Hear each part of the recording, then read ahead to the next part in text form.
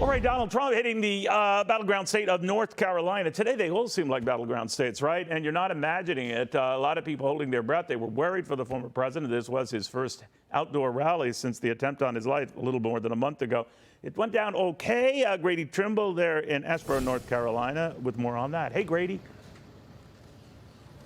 Hey, Neil, and we actually had a chance to speak with the former president after the event here. He seemed in good spirits, didn't seem fazed by the return to outdoor events. My first question to him was if he had heard that there are reports RFK Jr. is going to drop out of the race. He said he hadn't heard that. I was the first person to tell him that.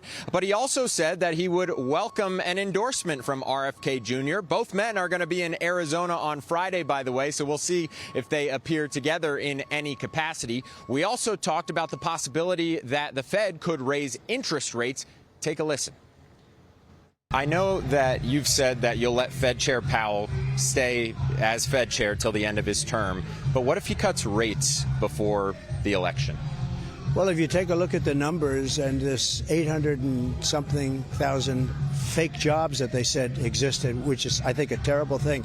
They did that in order to look like their economy is good. That shows the economy is horrible. That's the biggest number to... I mean, we checked back a long ways, and there's never been a number like that. 15 years, but it also means they're probably going to cut rates next month before election. Well, it means they probably have to, because you'll end up with a depression, perhaps. Who knows?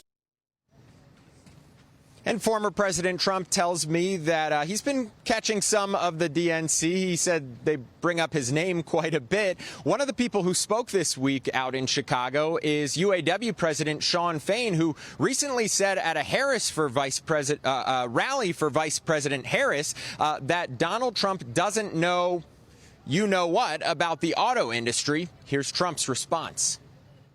I know a lot, and I know a lot about business, but I know a lot about that industry, and they're going to be going to all electric cars. They're all going to be made in China. There won't be an auto industry left if she wins this election.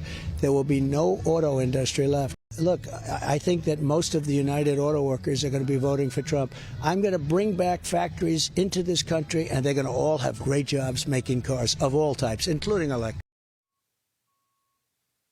And Neil, you might be able to see behind me, they're breaking down the stage, but that's the podium up there. And on each side of it, the front and the back, is bulletproof glass. That's one of the new changes to protocol that the Secret Service has put in place to protect and keep President Trump safe as he hits the campaign trail again with these outdoor events. Neil? All right, Grady, thank you for that. Hey, Sean Hannity here. Hey, click here to subscribe to Fox News YouTube page and catch our hottest interviews and most compelling analysis. You will not get it anywhere else.